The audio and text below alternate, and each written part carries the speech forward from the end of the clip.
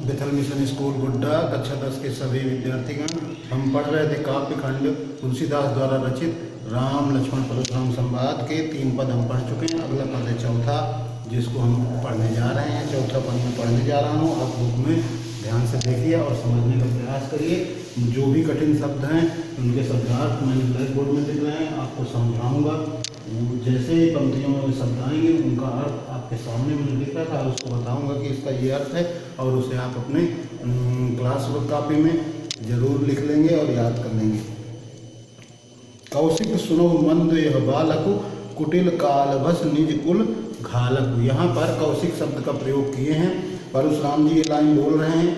किससे बोल रहे हैं? विश्वामित्र को संबोधित करते हुए बोल रहे हैं। संबोधित कर रहे हैं विश्वामित्र को। आपको ध्यान रखना है, यहाँ आप लक्ष्मण जी से वो सुनते हुए, लक्ष्मण जी की जो बातें हैं उनको सुनकर उन्हें जो क्रोध आया, उस क्रोध में वो अब विश्वामित्र को कह रहे हैं। तो यहाँ कौशिक शब्द जो आया है वो विश्वामित्र के लिए आया है। यहाँ मैंने शब्दार्थ में लिख रखा है। कौशिक का मतलब होता है विश्वामित्र। क्या कहते हैं परशुराम जी? कहते हैं हे विश्वामित्र सुनो यह बालक, मतलब ये बालक अर्थात ये लक्ष्मण जो है ये मंद बुद्धि का है। मंद यह बालक मतलब ये मंद बुद्धि का बालक है। कुटिल कालवश निज कुल घालक, इसका मतलब होता है ये बहुत कुटिल है अर्थात बहुत कठोर है। और क्या है? कालवश है अर्थात मृत्यु के आगोश में है, इसे मृत्यु आने ही वाली है। और निज कुल घालक, और ये ऐसे काम कर रहा है जिसकी वजह से निज कुल मतलब अपने परिवार का, घालक मतलब हत्यारा। यहाँ अर्थ होगा हे विश्वामित्र यह बालक अर्थात ये लक्ष्मण जो मुझे जो बोल रहा है वो बड़ा मंद बुद्धि का है और बड़ा कठोर है, मृत्यु के आगोश में चला जा चुका है ये। और निज कुल मतलब अपने परिवार का, घालक मतलब हत्यारा बनने वाला है। क्यों? आगे कहते हैं फिर भानुवंश राकेश कलंकु। अब यहाँ ये आपको जानना होगा कि राम और लक्ष्मण जिस वंश से थे, जिस कुल से थे उसे भानुवंश कहते थे। भानुवंश का मतलब होता है, यहाँ मैंने लिख रखा है सूर्यवंश। सूर्यवंश में इनका जन्म हुआ था, इसलिए इनको परशुराम जी विश्वामित्र को संबोधित करते हुए कहते हैं कि ये जो बालक है ये भानुवंश में तो जरूर पैदा हुआ है, लेकिन राकेश अर्थात चंद्रमा की तरह कलंकी है अपने परिवार के लिए। अपने सूर्यवंश में ये राकेश की तरह, क्योंकि आप जान रहे हैं चंद्रमा में कलंक लगा है, ये बात हमको बढ़ाई गई, जानकारी हुई। सूर्यवंश जो सूर्य है उसमें कोई कलंक नहीं लगा है, इसलिए यहाँ राकेश शब्द का प्रयोग किया कि जिस प्रकार से सूर्य के वंश में ये चंद्रमा के कलंक की तरह है, अर्थात अपने कुल के लिए, जैसे ऊपर लिखा कि अपने कुल का हत्यारा बनने वाला है। तो यहाँ पर उन्होंने उदाहरण में जो है कहा कि सूर्यवंश में ये चंद्रमा के कलंक की तरह है। और क्या आगे लिखते हैं निपट निरंकुश अबुध असंकु। यहाँ पर कहने का मतलब वो है जो निपट मतलब ये ऐसा व्यक्ति है जो किसी भी तरह से निपटना चाहता है, अर्थात ये कोई भी बात सामने रखकर और ऐसी वाणी बोलता है कि जैसे क्रोध आ जाए और आदमी लड़ने के लिए तैयार हो जाए। निरंकुश का मतलब होता है जिस पर कोई किसी का नियंत्रण न हो। यहाँ मैंने लिख रखा है जिस पर कोई किसी का अंकुश न हो, तो मैंने लिखा है शब्दार्थ में निरंकुश मतलब जिस पर किसी का नियंत्रण न हो। फिर आगे है काल कवल हुई हैं छन माही, कहों पुकारी खोरी मोहि नाही। अब ये सुनाकर कहते हैं परशुराम जी संबोधित तो विश्वामित्र को कर रहे हैं, लेकिन सभा में कह रहे हैं, इसलिए कहते हैं कि काल कवल होई छन माही। इसका मतलब है काल का कवल अर्थात काल का मृत्यु का ग्रास। काल कवल को मतलब है मृत्यु का ग्रास। ग्रास का मतलब होता है कौर। जैसे हम खाना खाते हैं, भोजन करते हैं तो हम कौर बना के मुंह में डालते हैं, उसी तरह ये मृत्यु का ग्रास बनने के क्षण माही मतलब पल भर में ही मृत्यु का ग्रास बनने वाला है। और फिर आगे कहते हैं कहों पुकारी खोरी मोहि नाही। ये बात पुकार के मैं कह रहा हूँ। परशुराम जी कहते हैं कि मैं जोर जोर से कह रहा हूँ, सबको सुना कर कह रहा हूँ, फिर मुझे कोई दोष नहीं होना चाहिए। खोरी का मतलब है दोष। यहाँ शब्दार्थ में मैंने लिख रखा है खोरी का मतलब है मुझे कोई दोष नहीं होना चाहिए। तो यहाँ खोरी का अर्थ है दोष। तो इस लाइन का अर्थ हुआ कि ये पल भर में ही मृत्यु का ग्रास अर्थात मृत्यु का कवर बनने वाला है। और मैं ये बात पुकार कर कह रहा हूँ, पहले से बताए दे रहा हूँ सबको, फिर बाद में मुझे कोई दोष नहीं होना चाहिए। कहों पुकारी खोई मोहि नाही। फिर आगे कहते हैं तुम हटकौ जो चाहो बारा। अब ये विश्वामित्र जी से परशुराम जी कह रहे हैं। ये बात मैं आपको बार बार इसलिए बता रहा हूँ क्योंकि कभी कभी किन्हीं किन्हीं पंक्तियों में पूछ लिया जाता है कि ये प्रस्तुत पंक्ति में ये पंक्ति कौन किससे कह रहा है। तो यहाँ पर विश्वामित्र जी से परशुराम जी कह रहे हैं कि अगर तुम चाहते हो कि इसे हम बचा लें, तुम हटकौ जो चाहो उबारा, तुम चाहते हो कि अगर हम इसे बचा लें, मतलब ये मृत्यु का ग्रास न बने, तो क्या करो, काही प्रताप बल रोष हमारा, मेरा जो है हमारा अर्थात मेरे अपने लिए कह रहे हैं परशुराम जी कि मेरा जो बल है, मेरा जो प्रताप है, जो मेरा क्रोध है, इसके बारे में इससे कहो, इसे बताओ, जिससे मुझे अच्छी तरह से जान जाए। फिर अगली लाइन है लखन कहो मुनि सुजस तुम्हारा। अब ये सब चीज़ें सुनकर विश्वामित्र जी नहीं बोले कुछ, लेकिन लक्ष्मण जी फिर बोल पड़े। क्या बोलते हैं परशुराम की ये बातें सुनकर? लखन कहो मुनि सुजस तुम्हारा। लक्ष्मण जी कहते हैं कि हे मुनि तुम्हारा सुजस, और ये व्यंग्यात्मक बात करते हैं वो कहते हैं कि सुजस मतलब सुंदर यश। हालांकि जो व्यक्ति अपनी प्रशंसा करता है उसे कोई सुंदर यश नहीं कहता, लेकिन वो व्यंग के रूप में बोल रहे हैं, इसलिए कहते हैं हे मुनि आपने खुद ही अपना सुजस मतलब सुंदर यश, तुम ही अक्षत को बरने पारा, तुमसे अच्छा, अक्षत का मतलब अच्छा, यहाँ मैंने लिखा है शब्दार्थ में, ध्यान दीजिए, अक्षत का मतलब होता है अच्छा, तुम ही अक्षत को बरने पारा अर्थात तुमसे अच्छा इसका वर्णन, वर्णय का मतलब वर्णन कौन कर सकता है। अब इस लाइन का फिर से मैं आपको दोहराता हूँ, लखन कहो मुनि सुजस तुम्हारा, तुम ही अक्षत को बरने पारा, मतलब परशुराम जी को संबोधित करते हुए लक्ष्मण जी कहते हैं कि आपसे अच्छा अपना यश कौन वर्णन कर सकता है। आप क्यों विश्वामित्र जी से कह रहे हो कि मेरे बल, मेरे प्रताप के बारे में इनको बताओ, अगर इन्हें मृत्यु का ग्रास नहीं बनने देना चाहते हो तो। अगली पंक्ति में है अपने मुँह तुम आपन कर्मी, बार अनेक भांति बहुवर्णी। ये बात भी लक्ष्मण जी कह रहे हैं, किसको? परशुराम को कह रहे हैं कि अपने मुँह से ही अपनी कार्य जो आपके अंदर जो आपने किया है उन सब बातों को मेरे सामने कई बार फिर आगे की लाइन में जो लिखा है बार अनेक मतलब अनेक बार, भांति बहुवर्णी मतलब कई प्रकार से आपने इसका वर्णन मेरे सामने अनेक बार से कर दिया है। किसने कर दिया है? परशुराम ने। ये लक्ष्मण जी परशुराम से ही कह रहे हैं। अपने मुँह तुम आपन करनी, बार अनेक भांति बहुवर्णी मतलब कि अपने कार्यों के बारे में, अपनी करनी के बारे में आपने अनेक बार बहुत प्रकार से कई तरह के उदाहरण दे देकर मुझे मेरे सामने उसका वर्णन कर दिया है। फिर कहते हैं नहीं संतोष तो पुण्य कुछ कहो। इसका मतलब ये है कि अगर आपको अभी भी संतोष नहीं हुआ है तो पुण्य मतलब फिर से वही बातें जो आपने मुझसे कर रखी हैं, अपने बारे में, अपनी करनी के बारे में बता रखा है, उनको फिर से आप अगर चाहो तो फिर से कुछ कह लीजिए। जन ऋषि रोग, ये सब सोचकर, ऋषि रोग मतलब अपने गुस्से को रोककर, दुस्सह दुख सहाओ मतलब बहुत अधिक दुख को मत सहिए, अर्थात बहुत अधिक पीड़ा को मत सहिए। किसको कह रहे हैं? लक्ष्मण जी कह रहे हैं परशुराम से। ये बात मैं बार बार दोहराता हूँ, जो इसको आपको ध्यान रखना है, क्योंकि कभी कभी यही प्रश्न पूछ लिया जाता है कि प्रस्तुत पंक्ति कौन किससे कह रहा है, तो वहाँ पर अक्सर गलतियाँ हो जाती हैं क्योंकि हम समझ नहीं पाते कि ये पंक्ति कौन किससे कह रहा है। यहाँ मैंने आपको बताया कि अपने मुँह तुम आपन करनी, बार अनेक भांति बहुवर्णी, नहीं संतोष तपुन कुछ कहो, जन ऋषि रोग दुसा दुख सहाओ। ये पंक्तियाँ लक्ष्मण जी परशुराम जी से कह रहे हैं। वीर व्रति तुम धीर अछोभा, गारी वेत न पाओ शोभा। यहाँ पर कहते हैं कि परशुराम जी आप हे मुनि, आप में बहुत अच्छे अच्छे गुण हैं, आप वीर व्रत धारण करने वाले हो। वीर व्रत धारण करने का मतलब ये है कि आप बहुत ज़्यादा वीर हो और आप व्रत धारण करने वाले हो। व्रत कौन सा उन्होंने धारण कर रखा था? वो बाल ब्रह्मचारी थे। वो अपने बारे में ये लक्ष्मण जी को पहले के पदों में बता चुके हैं, इसलिए वो कहते हैं कि हे मुनि तुम बहुत वीर व्रत हो, वीर व्रत को धारण करने वाले हो, धीर हो अर्थात धैर्यवान हो, अछोभा मतलब ऐसे व्यक्ति हो जो क्षोभ रहित है। क्षोभ रहित का मतलब जिसको किसी भी प्रकार की पीड़ा या दुख नहीं होता, उसको कहते हैं अछोभा। यहाँ लिखा है तुलसीदास जी ने, अछोभा का मतलब क्षोभ रहित अर्थात दुख रहित हो, आपको किसी तरह की कोई पीड़ा नहीं होती। फिर आगे कहते हैं उसी में गाली देख न पाओ शोभा, मतलब आप अपशब्द बोलने, गाली देने का मतलब अपशब्द बोलने से आप शोभा नहीं पा रहे हो, अर्थात आप सुशोभित नहीं होते इस तरह के अपशब्द बोलने से। इसलिए आगे फिर पंक्ति में अभी लक्ष्मण ही कह रहे हैं परशुराम को, वो अगला छंद बदल चुका है। चौपाई अभी अभी तक आपने चौपाइयों में तुलसीदास जी द्वारा लिखा पढ़ा, अब आगे तुलसीदास जी छंद बदलते हैं और दोहा छंद का प्रयोग करते हैं। दोहा छंद में क्या लक्ष्मण जी कहते हैं परशुराम को, सूर समर करनी करही कहीं न जनावही आप, विद्यमान रन पाई रिपु कायर कथई प्रताप। यहाँ पर लक्ष्मण जी कह रहे हैं परशुराम जी से कि जो सूर होता है अर्थात वीर होता है, योद्धा होता है, वो समर करनी करही मतलब युद्ध क्षेत्र में युद्ध आदि का कार्य करता है।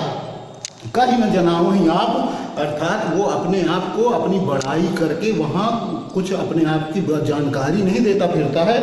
विद्यमान रन पाए रिपु अर्थात युद्ध क्षेत्र में वो रिपु मतलब शत्रु को पाकर, विद्यमान मतलब वहाँ देखकर क्या करता है, ये देखकर अगर ये सब करता है जो ऊपर की पंक्ति में कहा लक्ष्मण जी ने कि वो अपने बारे में अगर वहाँ बताने लगता है, अपने आप को अपनी वीरता का बखान करने लगता है सामने शत्रु, युद्ध का मैदान है, वहाँ वो अपनी वीरता बखान करता है, लड़ाई नहीं करता है, युद्ध आदि का कार्य करने की जगह पे वो अपनी वीरता का बखान कर रहा हुआ होता है, तो ऐसा व्यक्ति क्या होता है, कायर होता है। कायर का मतलब होता है डरपोक होता है, इसलिए वो ऐसा करता है। तो यहाँ पर वो फिर व्यंग रूप में परशुराम जी के क्रोध को जगाने का काम कर रहे हैं इस दोहे के माध्यम से, और कहते हैं विद्य अगर वो सूर है, अगर वो वीर है तो वो युद्ध क्षेत्र में युद्ध अपने रिपु अर्थात अपने शत्रु से लड़ाई करता है, उसके सामने अपनी बड़ाई नहीं बोलता रहता है। अगर वो ऐसा करता है तो ऐसा व्यक्ति क्या होता है, कायर होता है। कायर ही ये कार्य करते हैं।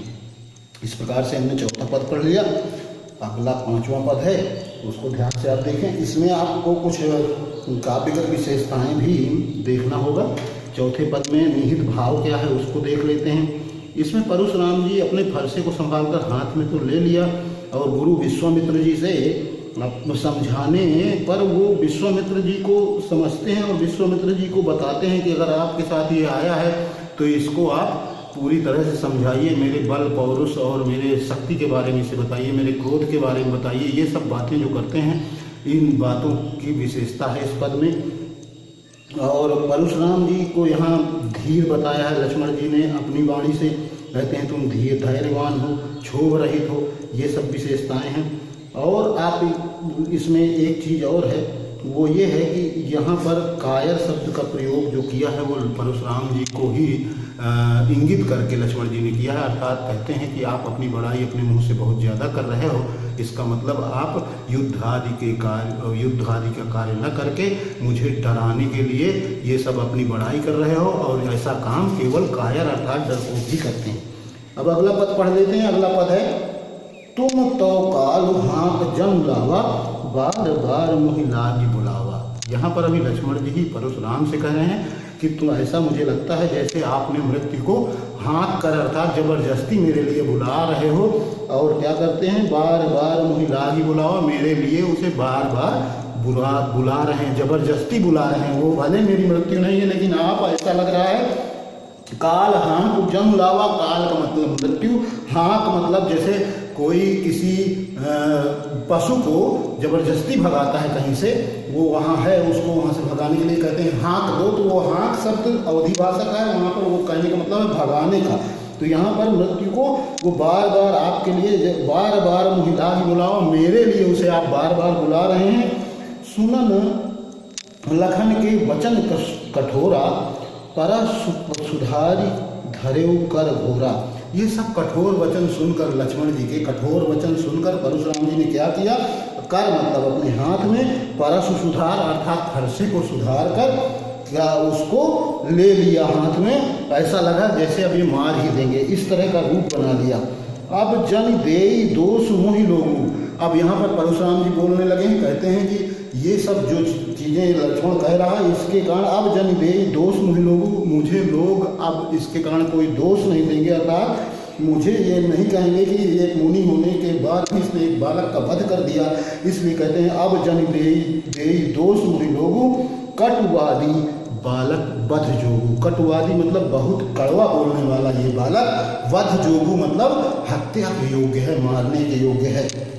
फिर आगे की लाइन है, बाल बिलो की बहुत मैं बाँचा। मतलब कहने का है परशुराम जी उस सभा में कह रहे हैं कि मैंने इसे बालक समझकर अपने आप को बहुत बचाया कि इसे मारना ना पड़े मुझे।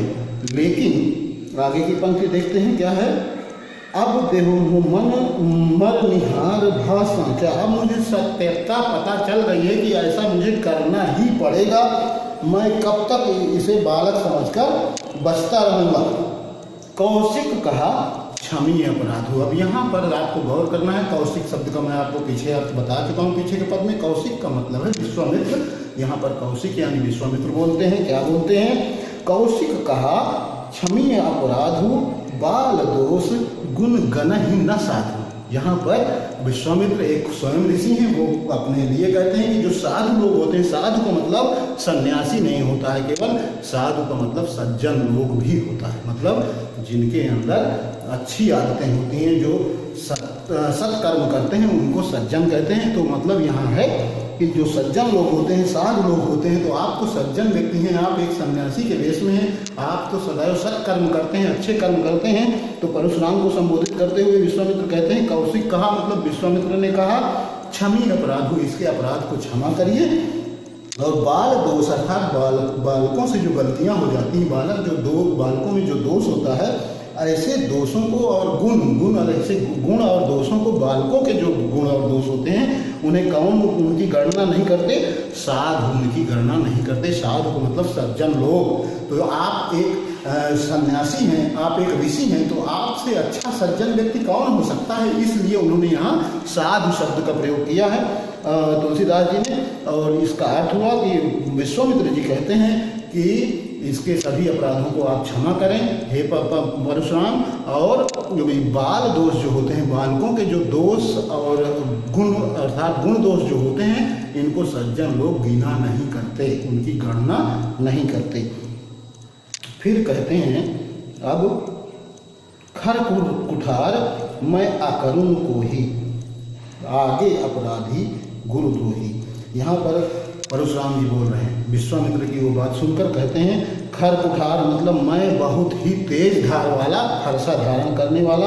अकरुण का मतलब है करुणा रहित, जिसके अंदर कोई दया का भाव नहीं होता, उसके लिए तुलसीदास जी ने इस शब्द का प्रयोग किया है। अवधी भाषा में अकरुण कहते हैं, अर्थात करुणा रहित। कोही का मतलब बहुत अधिक क्रोध करने वाला हूँ मैं। और आगे अपराधी गुरुद्रोही, इस तरह का मैं हूँ। अपने बारे में बताते हैं कि मैं किस तरह का हूँ, मैं बहुत तेज धार वाला, फरसा धारण करने वाला हूँ।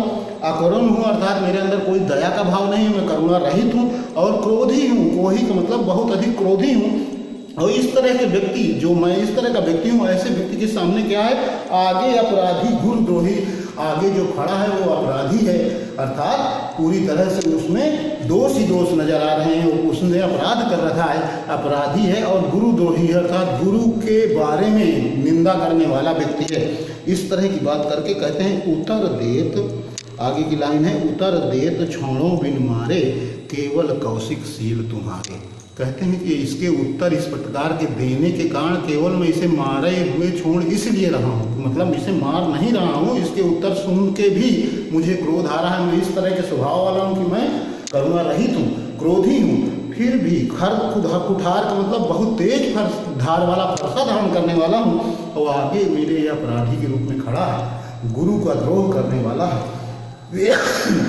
फिर भी मैं इसे नहीं अगर मार रहा हूँ तो उसका क्या कारण है, उतर देत छोड़ो बिन मारे। उतर देत का मतलब है, और ये जो उत्तर दे रहा है उनको सुनकर भी मैं इसे मारे बिना छोड़ रहा हूँ, अर्थात इसकी हत्या किए बिना इसे छोड़ रहा हूँ। तो केवल कौशिक सील तुम्हारे। हे विश्वामित्र, आपके अंदर जो शीतलता है, आपके अंदर जो सील है, उस वजह से ही इसे मैं मार नहीं रहा हूँ, इसकी हत्या नहीं कर रहा हूँ।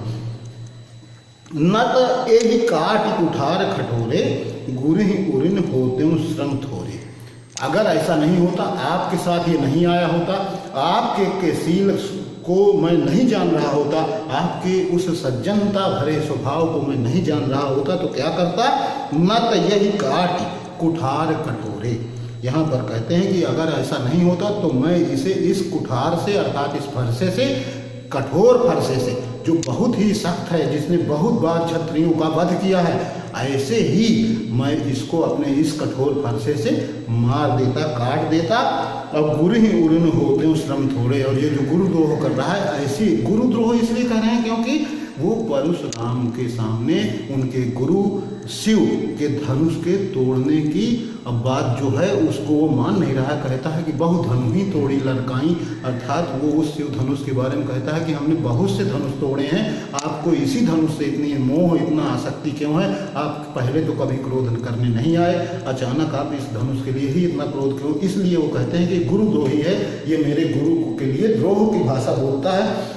तो कहते हैं गुरु उऋण होते हूँ श्रम थोड़े, अर्थात थोड़े से ही परिश्रम के बाद मैं गुरु के ऋण से उऋण हो जाता, अर्थात मुक्त हो जाता। कौन कह रहा है? ये परशुराम कह रहे हैं। किससे कह रहे हैं? कौशिक यानी विश्वामित्र से कह रहे हैं। ये बातें आपको बहुत ध्यान रखनी है, क्योंकि पंक्तियों को कौन किससे कह रहा है, ये बात अगर आपके समझ में है तभी आप उसका सही मायने में अर्थ लगा पाते हैं और लिख पाते हैं। फिर आगे अब तुलसीदास जी, मैंने बताया था कि ये जो रामचरितमानस है इसमें उन्होंने मातृक छंद का प्रयोग किया। मातृक छंद में चौपाइयाँ, दोहे और सोरठे इनका प्रयोग किया है। तो यहाँ पर जो आपके पाठ्य पुस्तक में जो रामचरितमानस का भाग दिया गया है, इसमें चौपाइयाँ और दोहों का प्रयोग है। अब अगला जो छंद है वो दोहा है। कहते हैं गाधि सुन कह हृदय हंसी, मुनि हरियरे सोच। इसका थोड़ा सा अर्थ आपको जटिलता इसमें समझ में आ सकती है, इसलिए मैं इसे बहुत स्पष्टता से आपको बताने का प्रयास करता हूँ। गाधिसुन यहाँ शब्द जो आया है, ये गाधिसुन शब्द विश्वामित्र के लिए ही आया है। गाधिसुन का मतलब होता है विश्वामित्र, और गाधिसुन का मतलब आपको बिल्कुल ये ध्यान रखना है कि गाधिसुन जो शब्द है वो विश्वामित्र के लिए प्रयोग किया है। प्रयोग करने का तात्पर्य यहाँ विश्वामित्र के लिए विशेष विशेषण ये रामचरितमानस के जो रचनाकार हैं तुलसीदास जी, उनके द्वारा लिखा गया है। और उन्होंने प्रयास किया है कि आप विश्वामित्र के अन्यत्र नाम जो है उनको भी जान सको। गाधिसुन मतलब होता है विश्वामित्र। गाधिसुत है, गाधिसुत का मतलब होता है विश्वामित्र। और विश्वामित्र को क्या कहते हैं? विश्वामित्र स्वयं कह हृदय हंसी। हृदय हंसी का मतलब मन में अपने मुस्कुराते हैं, चेहरे में मुस्कुराहट नहीं लाते हैं, क्योंकि जान रहे हैं कि विश्वामित्र, अगर मैं जान रहे हैं विश्वामित्र कि मैं अगर चेहरे में मेरी मुस्कुराहट आ गई तो ये मुझसे भी क्रोध में आ जाएंगे। कौन? परशुराम जी, जिनको अत्यधिक क्रोध है लक्ष्मण की बातें सुनकर। इसलिए गाधिसुन कह हृदय हंसी। यहाँ पर रामचरितमानस में तुलसीदास जी जो लिख रहे हैं उसको आप समझने का प्रयास करिए। वो कहते हैं कि विश्वामित्र अपने मन में हंसते हैं, मुस्कुराते हैं, और क्या सोचते हैं? मुनि हरियरे सूझ। उनको कहने का मतलब है कि इनको हरा हरा ही सब कुछ दिख रहा है। जिस प्रकार से आप कहीं भी कोई चीज़ है उसको एक बार आपने हरा देखा, जैसे सावन के महीने में सब जगह हरियाली होती है, तो आपको सब जगह हरियाली दिखी तो आपको लगता है कि अब धरती सब दिन हरी भरी ही रहती है, लेकिन ऐसा नहीं होता है। ऐसा समय भी आता है जब हरी भरी धरती नहीं दिखती है, उजाड़ सा हो जाता है। गर्मी की ऋतु में आप देखेंगे हरियाली गायब सी हो जाती है धरती से। उसी तरह कहते हैं कि इनको सब कुछ हरा हरा दिख रहा है। हरा हरा कहने का तात्पर्य ये है कि इन्होंने बहुत लोगों को मारा है, तो उसी तरह इनको लगता है कि ये लक्ष्मण को भी मार सकते हैं, इसलिए वो मन में हंसते हैं और कहते हैं कि इस तरह की बात करके परशुराम जी जो इनको हरा हरा ही जो दिख रहा है, हरिहरे का लिखा है जो तुलसीदास जी ने, इसका मतलब है कि हरा हरा ही दिखना। शाब्दिक अर्थ तो इसका हुआ, लेकिन इसका अप्रत्यक्ष अर्थ ये है कि मुनि परशुराम ये समझते हैं कि ये सब उसी तरह का क्षत्रिय है जिस तरह के क्षत्रियों को मैंने बार बार धरती से हत्या करके मार दिया है, धरती से खत्म कर दिया है, धरती को क्षत्रियों से हीन कर दिया है, उसी तरह का ये भी कोई क्षत्रिय है। लेकिन विश्वामित्र जान रहे हैं कि लक्ष्मण कोई ऐसा छोटा मोटा क्षत्रिय नहीं है जिसको परशुराम जी आराम से मार देंगे। तो इसलिए मन में हंसते हैं, मन में मुस्कुराते हैं, चेहरे पे मुस्कुराहट नहीं लाते हैं कि जिससे परशुराम जी समझ न पाएँ कि ये अंदर अंदर में मुझ पर मुस्कुरा रहे हैं, मुझ पर हंस रहे हैं। इसलिए यहाँ लिखा है तुलसीदास जी ने कहा हृदय हंसी। हृदय हंसी का मतलब मन में मुस्कुराते हैं, मन में थोड़ा सा हंसते हैं और मन में ही ये सोचते हैं कि मुनि जो है परशुराम, इसको सब जगह हरा हरा ही दिखता है, अर्थात जिस प्रकार इन्होंने क्षत्रियों का वध पहले किया था उसी तरह सोच रहे हैं कि मैं लक्ष्मण को भी मार सकता हूँ। फिर लिखते हैं आगे तुलसीदास जी, आए मैं खाड़ न ऊख में अजहु न बूझ अबूझ। यहाँ पर मतलब है कि जिस प्रकार ये ऊख यानी गन्ना, ऊख जिसे कहते हैं वो गन्ना है, गन्ना से हम रस जो होता है उसको जब पकाते हैं तो वो दानेदार रूप लेकर खाड़ का रूप ले लेता है। खाड़ जो होता है उसको अवधि में खाड़ कहते हैं, लेकिन यहाँ जो है उसे किसी और नाम से जाना जाता होगा। मैं आपको बता रहा हूँ कि जो गन्ने का रस है जब उसे पकाया जाता है तो वो दाने के रूप में हमारे सामने सूखा रूप उसका आ जाता है।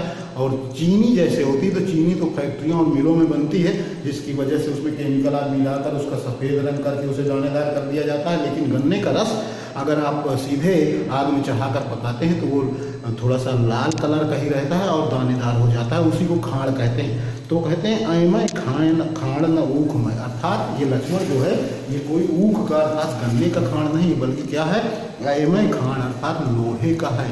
ये इतना कठोर है, इसका कोई गन्ने के रस से बना ये दानेदार पदार्थ नहीं है जिसको मैं खाड़ शब्द प्रयोग कर रहा हूँ। वो खाड़ यहाँ अवधि में उसे कहते हैं जो गन्ने के रस को पकाने के बाद सूखा पदार्थ बनता है, उसको अवधि में खाड़ कहते हैं, इसलिए यहाँ पर खाड़ शब्द लिखा है। अब खाड़ दो उन्होंने कहा कि ये कोई ऊख यानी गन्ने से बना खाड़ नहीं, अर्थात गन्ने से रस से बना हुआ सूखा पदार्थ नहीं, बल्कि ये लोहे के छोटे छोटे दानों का बना हुआ खाड़ है, अर्थात बड़ा कठोर है ये। अब अजहु न बूझ अबूझ, अर्थात परशुराम जी को ये बात समझ में नहीं आ रही, बूझ नहीं रहे, अर्थात इसको समझ नहीं पा रहे हैं लक्ष्मण को। इस प्रकार से हमने देखा ये जो पद था ये 5वां पद था। अगला पद है 6वां पद, उसको हम अगले वीडियो में पढ़ेंगे क्योंकि वीडियो बहुत लंबा हो जा रहा है, जिसकी वजह से ये आप तक पहुंचने में समस्या पैदा कर सकता है। हम अगले वीडियो में इसका अंतिम पद पढ़ेंगे और तुलसीदास जी का ये जो पाठ है राम लक्ष्मण परशुराम संवाद, इसको पूर्ण करेंगे। धन्यवाद।